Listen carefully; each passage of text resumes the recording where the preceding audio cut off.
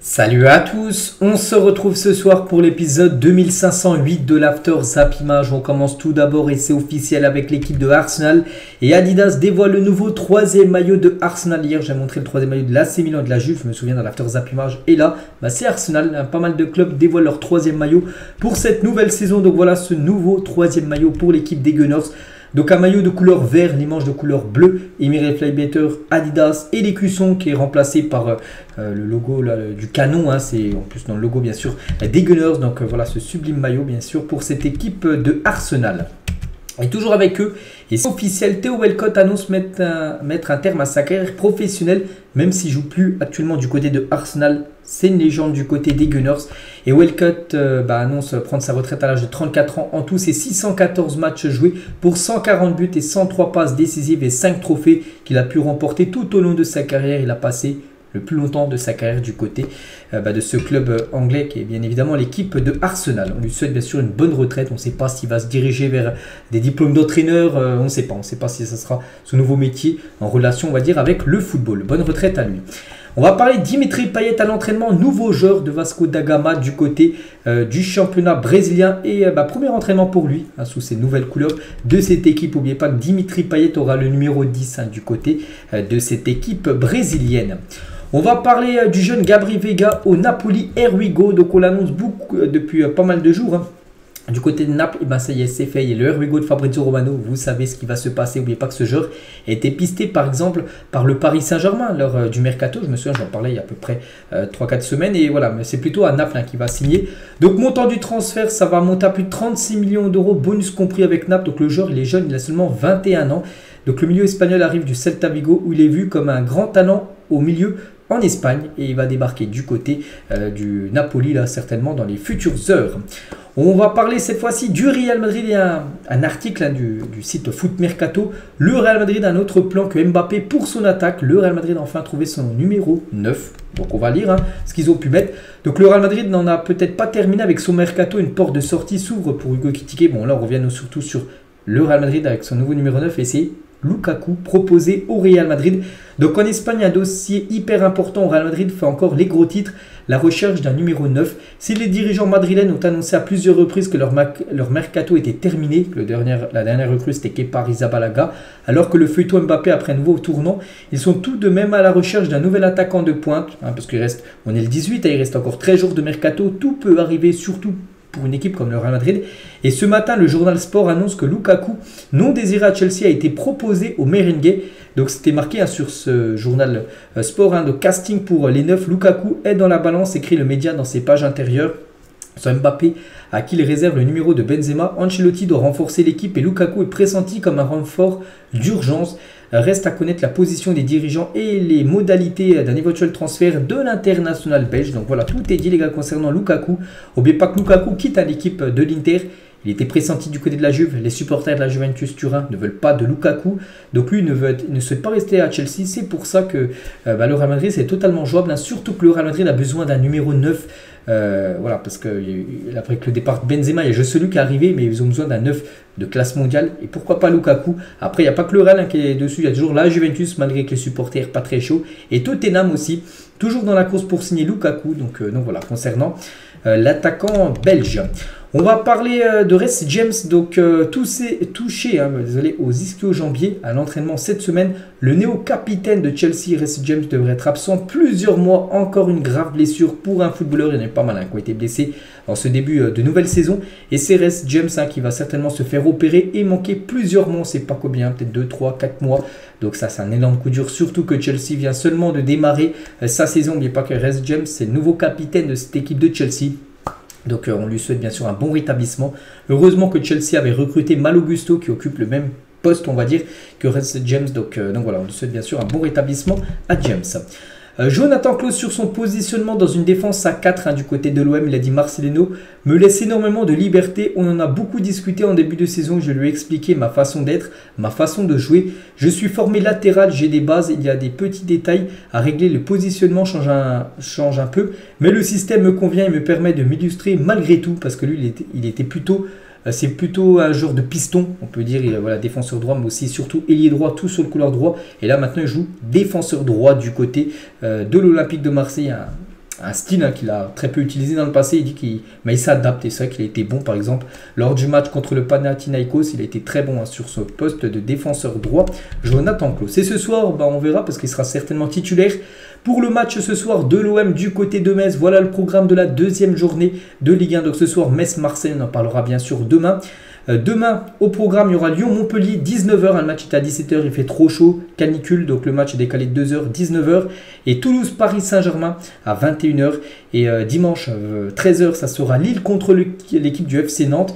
Et à 15h, multiplex, Le Havre, Brest, Lorient, Nice. Ça sera Reims contre Clermont. À 17h, Monaco contre Strasbourg. Voilà, belle affiche. Et après, la dernière affiche, ça sera Lens qui recevra l'équipe du Stade Rennais à 20h45. Donc voilà le programme complet de cette deuxième journée de Ligue 1. Et concernant la Bundesliga, ça reprend ce soir avec la grosse affiche entre l'équipe du Werder et l'équipe du Bayern Munich à 20h30 ce soir, le coup d'envoi. On parlera aussi de ce résultat demain. Sinon, au programme, on peut voir toutes les autres affiches. Je ne sais pas, Union Berlin jouera contre Mayence. L'équipe de Francfort jouera, je crois, contre Darmstadt. Donc c'est dimanche à 17h30. Ou l'équipe de Leipzig, hein, je les cherche, Leipzig, je les vois pas, Leipzig, je sais pas où ils sont, peut-être ils ont un nouveau écusson, je sais pas s'ils sont mis ou non dedans, c'est vrai que c'est bizarre, pourquoi il n'y a pas Leipzig dedans, bon bref, voilà, parce que je cherchais l'équipe du RB Leipzig. Donc on reparlera bien sûr hein, de ce championnat allemand de là c'est parce que c'est mis à droite, voilà, je le cherchais sur la colonne de gauche, et parce que c'est mis à droite, c'est samedi, Bayer Leverkusen contre Leipzig, voilà, vu que c'est une grosse affiche, c'est pour ça que ça a été mis dans l'encadré à droite, voilà. Thierry Henry devrait devenir le nouveau sélectionneur de l'équipe de France Espoir. Un accord total est imminent. Il succéderait ainsi à Sylvain Ripoll, l'ancien coach hein, qui a été licencié depuis quasiment un mois. Et du coup, c'est bien Thierry Henry qui devrait devenir normalement le nouveau sélectionneur des Espoirs français. Le monde leur appartenait, c'est l'équipe du Barça il y a quelques années avec ce trio bien évidemment. Xavi, Iniesta et Léo Messi, on peut voir Carles Puyol ou même Sergio Busquets en fond d'image. Et c'est vrai que les défenses adverses tremblaient déjà dans le tunnel avec ce trio d'attaque, hein, Suarez, Messi et bien évidemment Neymar. Habib Diarra, 19 ans, opte pour le Sénégal et devrait être convoqué en septembre prochain par Aliou Cissé avec la sélection sénégalaise. N'oubliez pas qu'il évoluait encore avec l'équipe de France U19 et du coup il devrait plutôt représenter maintenant les couleurs du Sénégal. Nouvelle coupe de cheveux pour Paul Pogba, voilà, qui est parti chez le coiffeur. Paul Pogba, une nouvelle coupe de cheveux. Donc la Juventus joue aussi son premier match, donc je crois pas qu'il sera disponible pour le premier match. Il lui faudra encore quelques jours de rétablissement pour qu'il soit apte à jouer le joueur français. Selon la presse italienne, Luciano Spalletti devrait bien être le successeur de Roberto Mancini à la tête de la nationale, donc l'équipe italienne. Si tous les détails ne sont pas encore réglés, la présentation de l'ancien entraîneur de Naples devrait avoir lieu lundi en tant que nouveau sélectionneur de l'Italie. N'oubliez pas que Roberto Mancini, l'ancien sélectionneur qui a gagné quand même l'Euro hein, il y a 2 ans avec l'Italie, donc il devrait lui devenir le nouveau sélectionneur de l'Arabie Saoudite où il pourra avoir 10 fois plus au salaire que ce qu'il touchait du côté de l'Italie. Sergio Rico va sortir de l'hôpital de Séville aujourd'hui. Ça bien évidemment c'est une très bonne nouvelle. Lui qui a été blessé depuis pas mal, ça doit faire au moins 2 mois qu'il est blessé. On sait qu'il avait été heurté par un cheval. Il a été pendant quasiment 3 semaines dans le coma. Donc ça va beaucoup mieux pour lui. Il devrait sortir aujourd'hui de l'hôpital. Sergio Rico. Mbappé Dembélé, ce duo qui peut dynamiter l'attaque du PSG. Donc si le PSG parvient à conserver sur la durée le même équilibre tactique contre Lorient, avec cette grosse possession de balle, tout ça, l'apport du duo d'attaquants français pourrait provoquer des étincelles. C'est qu'il manquait peut-être une étincelle en attaque hein, lors du match contre Lorient, c'est pour ça que ça s'est fini à 0-0. Mais avec Mbappé et peut-être Dembélé qui pourraient commencer les deux titulaires demain contre l'équipe de Toulouse. Voilà, si le PSG a encore une grosse possession de balle avec des joueurs comme ça qui peuvent gagner pas mal de 1 contre 1, ça peut bien sûr faire des ravages, on va dire, dans les défenses de Ligue 1 saison prochaine. Le point sur les effectifs des principaux clubs de Saudi Pro League avec le nouveau joueur, tiens, tout en bas, Yassine Bounou, nouveau joueur de Al Hilal. Bon, je vais pas citer tous les joueurs, mais on peut voir l'équipe de Al Nasser, l'équipe de Al Hilal avec Neymar ou même Bounou, tiens, les 2 dernières arrivées. Du côté de Al Ali aussi, avec Ibanez, avec Firmino ou même Riyad Mahrez, buteur hier, ou même Al Ittihad, Benzema, Kanté, Fabinho et Jota. Donc voilà, c'est quand même 4 grosses équipes. Après, il y en a des autres, hein. Il y a l'équipe de Al Ettifaq, il y a l'équipe de Al Shabab aussi qui a pas mal recruté du côté de l'Arabie Saoudite. Top 5 des maillots les plus chers de Ligue 1. Donc l'OL arrive en premier avec 122 € pour un maillot complet. Donc maillot plus flocage plus badge de la Ligue 1, 122 €. Alors que le maillot du PSG et de l'OM, 121 €. Là on a 99. Et Rennes et Strasbourg, 116 €. C'est tout complet. Hein. Flocage, le badge. Et voilà, donc concernant les maillots les plus chers actuellement du côté de la Ligue 1. Toujours avec les maillots, belle initiative des Girondins de Bordeaux qui permet à ses supporters de voter pour choisir le 3e maillot du club cette saison. Parmi ces 4 choix, donc parmi ces 4 maillots-là présentés, un sera le 3e maillot des Girondins de Bordeaux. En gros, c'est les supporters qui décideront le plus beau et il sera bien sûr porté par les joueurs pour quelques matchs pour cette nouvelle saison. Jonathan David est le meilleur buteur né à partir de 2000 en Ligue 1. 120 réalisations pour l'attaquant canadien, donc c'est pas 120 buts bien sûr en Ligue 1. C'est le meilleur buteur, on va dire, qui est né depuis l'année 2000, qui évolue en Ligue 1. Donc félicitations à lui, c'est par rapport à tous ses buts, toutes compétitions confondues qu'il a inscrit dans sa carrière. En 2010-2011, lui aussi, il en a marqué beaucoup des buts. C'est Falcao avait terminé meilleur buteur de la Ligue Europa avec 17 buts. Il mettait en moyenne un but toutes les 54 minutes dans la compétition. Bien sûr, le légendaire Radamel Falcao. Antoine Griezmann sur la MLS, il a dit: j'ai toujours dit que mon objectif était de finir là-bas aux États-Unis parce que j'aime les sports américains et que j'ai envie de profiter tout en restant compétitif. Encore enchaîné le buteur madrilène. Mais d'abord, continuer à écrire l'histoire et gagner des titres à l'Atlético. Donc voilà son objectif. De toute façon, il a toujours dit, voilà, c'est de jouer encore en Europe et après de finir sa carrière du côté des États-Unis. Ils ont remporté la Coupe du Monde en étant un élément majeur, donc ratio de but plus passe D. Et c'est le premier, c'est David Villa. En gros, c'est marqué 75%. En gros, c'est tous les buts de l'Espagne en 2010 lors de la Coupe du Monde 2010.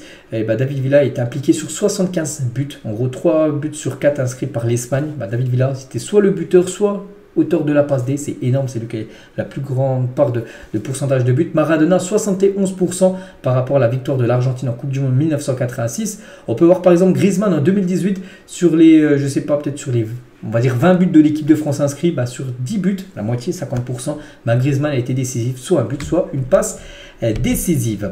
Et on finit cet épisode aujourd'hui. Si vous étiez Jérémy Doku, quel choix feriez-vous? Parce que Doku, pisté par pas mal d'équipes, rester à Rennes, aller à City, aller à West Ham, aller à Chelsea, aller à Tottenham. Donc pour vous, quel est son meilleur choix? Donc après, bon, je sais pas. Après, voilà, rester à Rennes, c'est un bon choix. Mais bon, aller dans une autre équipe. Après, City, il y a un énorme concurrent. Je sais pas si ce serait le meilleur choix pour lui. Tottenham, Tottenham, bon, c'est vrai. Chelsea, il y a trop de concurrence, je pense. Donc soit West Ham et Tottenham. Moi, je partirais peut-être, pourquoi pas Tottenham, tiens. Même si c'est une équipe, on sait qu'elle a du mal à remporter de trophées, ça peut être un peu un club tremplin, on peut dire, pour Jérémy Doku. Donc voilà les gars ce qu'elle va dire aujourd'hui. J'espère que ça vous a plu. On se retrouve demain pour le prochain After Zap Image. Je vous souhaite un bon vendredi et à demain.